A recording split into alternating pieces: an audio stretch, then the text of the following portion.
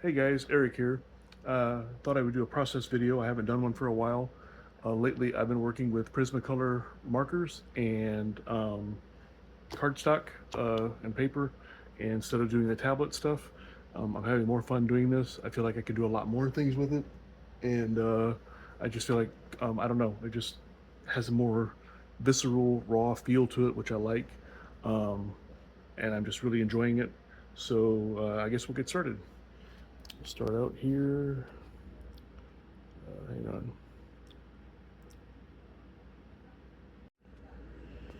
Okay, start out with the. Oh, don't look at the mess. Um, Here is the. I have a kit with my markers in it. I'm using one hand here, so you'll have to excuse me. I have a little case I keep my markers in, and I just right now have the Prismacolor grayscale, and I have a couple copic markers. Copic markers are pretty cool. They're extremely expensive, so I've only bought like one or two individual colors, black and red. The rest are Prismacolor. I bought the grayscale set of like 12 of them. It has different shades of gray, white, a couple blacks. And then for paper, I use Canson Bristol smooth paper. I notice I get less bleed with this, and it's just really nice and thick and good quality. So if you're selling it to someone, you can, it just feels like a nice, more solid paper. Sketchbook paper works okay. Marker paper works okay, but I found the Bristol paper seems to be the best. I'm kind of funny about paper. I'm kind of obsessed with paper. I'm always looking at different types of paper. I'm always trying out new paper. It's just kind of a fun, weird quirk that I have. I guess that's one of my autistic traits. Along with buying marker art supplies, I'm going to set my markers off to the side here so I have some room. And I'm holding my phone with one hand, so kind of struggling here a little bit, but I'll do the best I can. I need to get a holder for my phone so I don't have to do this. So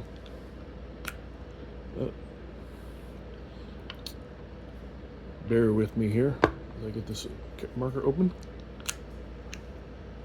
Okay, so I like to start out with some eyes usually, and my eyes are real simple, not on purpose, just because despite all my practice, my eyes always kind of come out the same way. So I start out drawing some big round eyes. And like I said, I'm doing this with one hand, which I don't usually do, so you just have to bear with me a little bit. It's not as big as I usually do, but and the nice thing with the Prismacolor is they have a small, narrow, or small pointy tip on one end, and get it closed.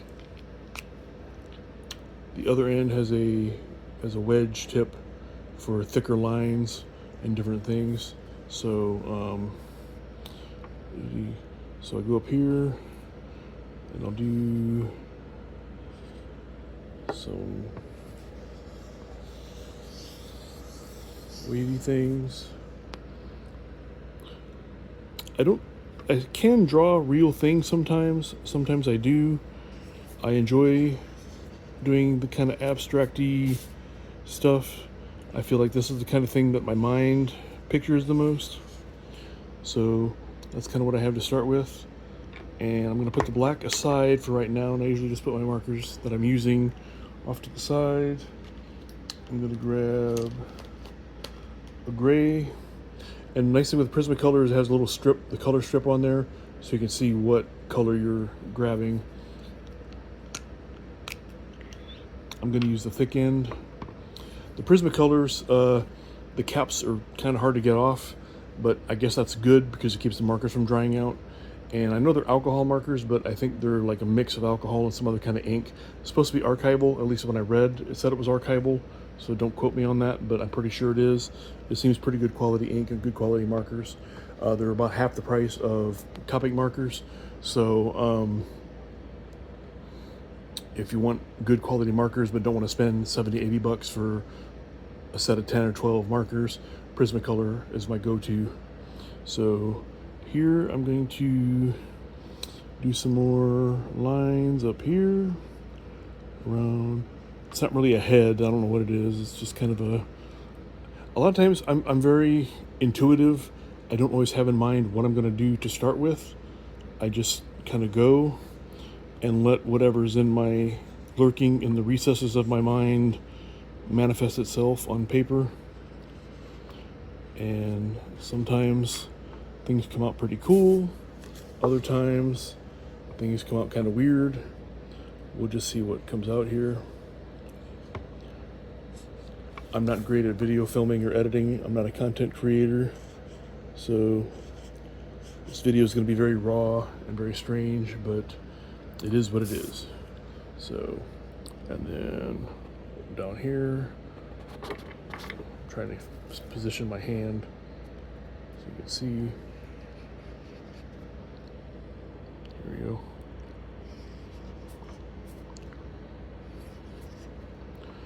This is what I have so far.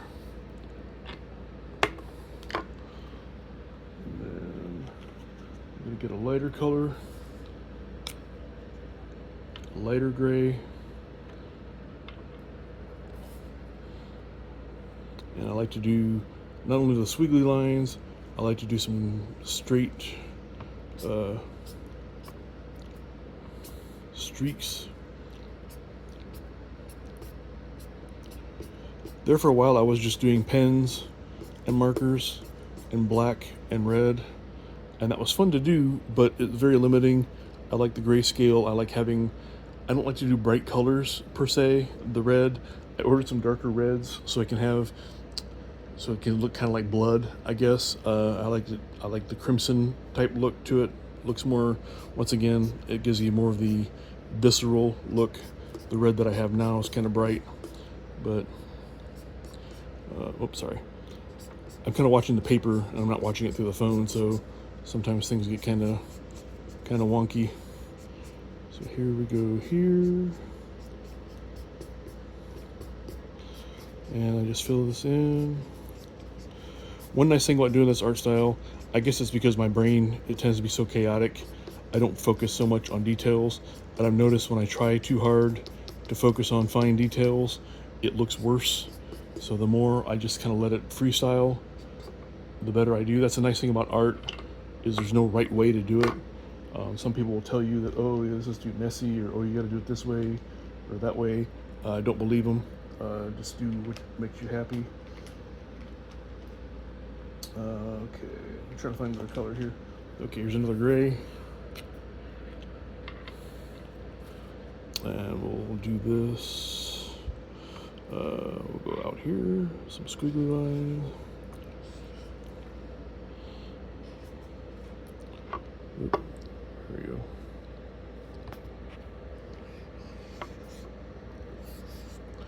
This might not be one of my finer works because I'm doing it basically one-handed, but sorry.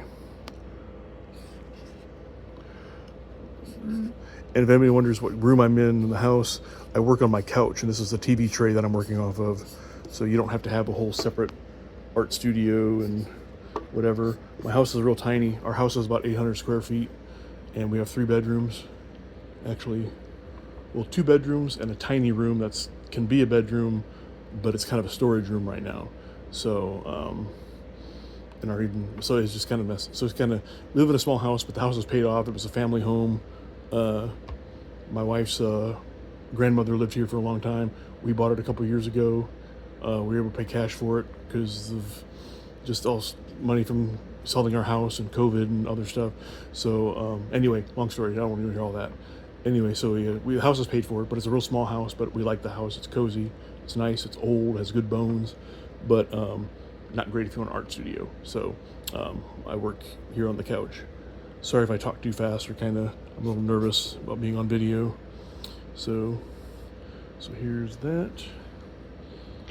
And so now I'm gonna add some red. I only have one red marker right now. I got more coming in. This is the red copic marker. This has 2 tips. It has a wedge tip, and copics have a brush tip.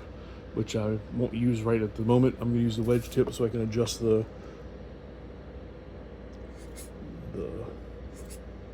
size of my lines.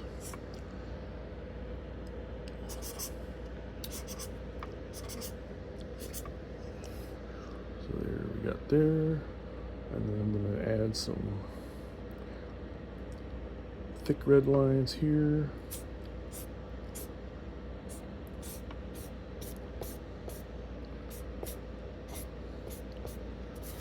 And over here.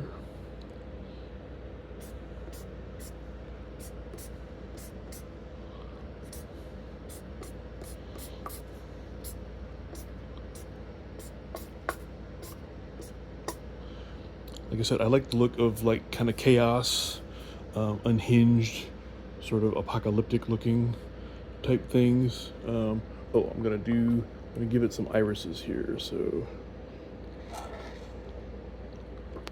not irises, yeah, irises. And I'm gonna fill that in. Oh, actually, I'll fill that in later. We'll circle back to that. So there's that. And so I want red there. Okay, and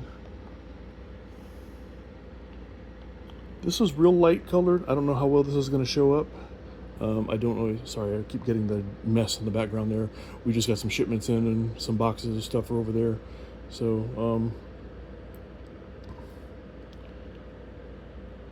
I'm not sure what color that is. I mean, I know it's a shade of gray. I just don't know how light it's going to be, but we'll find out here in a second. So. Well, it's not too bad. I like it. It's kind of silver. So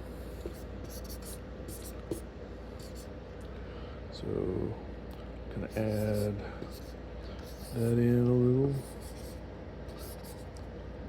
Instead of doing the streaks, I'm going to do the thick, longer lines. You can see there. I always make sure I put the caps back on my markers. I don't want to see them go get dry too soon. And so what I'm going to do is I'm going to put some more black on. I'm going to go with, I think I'm going to go with some thin black lines. So I'm going to use the little tip here for this. And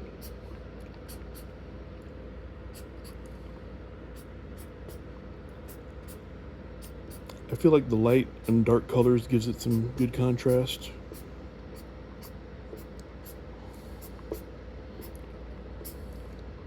So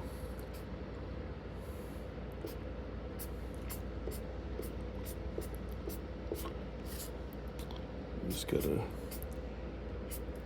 fill it in here. I guess I could do this time lapse later, but I don't know. I'm not sure how to do that, so I'm not gonna mess with it. So here's what we got. I think I'll add a little black over here with the red, but not a lot. Just enough to make it pop a little.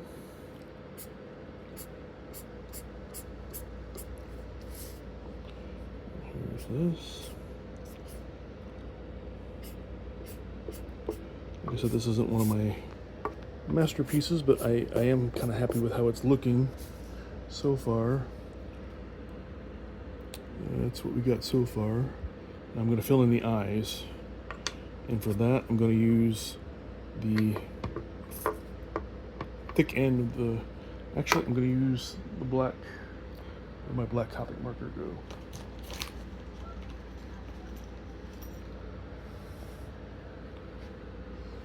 Maybe it rolled off. That's okay. I'll use this black one. Bear with me here. Okay.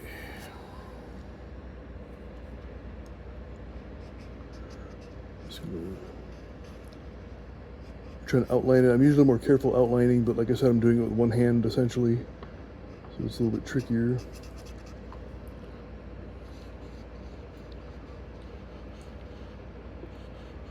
And just fill in the eye. Nice thing with these markers is that, like I said, they're alcohol based. They're non-toxic, so that I guess I'm not sure how much alcohol is in them. I don't know. I've never tried to sniff one. I don't think it's like a Sharpie where you can get high. I used to work at a psychiatric center years ago with troubled kids, and they weren't allowed to use Sharpies, only water-based markers, because they would sniff them and get high. So, no sniffing the markers. It'd be kind of fun if you could, though, but I don't try it. But anyway, they do dry pretty quick, and they're non-toxic. So if your kids get a hold of them or something, they're not going to hurt themselves. There's that eye. And I'm going to do this eye. I'm left-handed, so that makes everything kind of bass-ackwards if you're watching me and trying to figure out how to do it. I know my art is I've completely self-taught everything. I know some people encourage art school and stuff. This started out for me as therapy. And I know when it comes to drawing objects, people tell me to practice drawing shapes and figure drawing and all this other stuff. I tell people this is therapy for me. I love doing it and it's fun. If it becomes work, it won't be fun anymore, which is why I rarely do commissions. I did commissions recently for an indie record label, a death metal label called Head Split Records. They wanted me to do a poster. They liked my style, so they wanted it in my style. So I did that, and that was pretty fun to do. I enjoyed it, and that was a big deal for me. It was like a big step in my art journey, was getting to do that. So here's the eyes, and I'm going to finish the eyes with the red marker. Oh, sure. Oh, here's my other. I found my other black marker. It was underneath the other one. I don't need it right now. So I'm going to use the brush tip this time on the red marker. This should be dry now, so I should be able to go in here and just fill that red in like that. And like I said, I don't mind. I know some people are real big on making very neat lines and fine lines.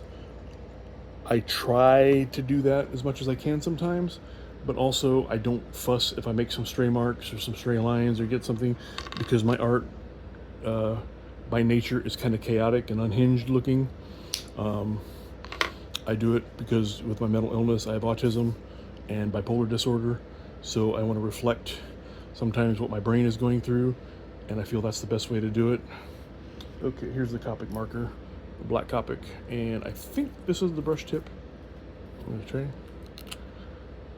Oh, it's the wedge tip, but that's fine. So I'm going to give it a little pupil.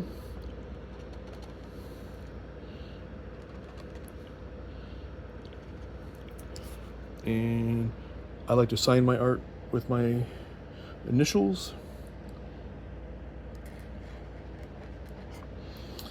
I like to put just kind of small enough that you can, big enough you can see it, but small enough that it's not intrusive to the piece. And this is what we got. I don't have a name for it yet, but came out pretty good. Came out better than I thought it was going to come out. Like I said, doing it one-handed, I wasn't sure how it was going to turn out. So this is how I do my art, if anybody's ever wondering. So check out my site at theartsybrain.com, and you can buy this original, will be on there for sale, so you can buy that and several others, as well as I have some art prints from some of my digital work that I've done. You can also follow me on Instagram at the Artsy Brain. Just put underscores between each word, and you can find me there. So thanks everyone. I'll talk to you all next time.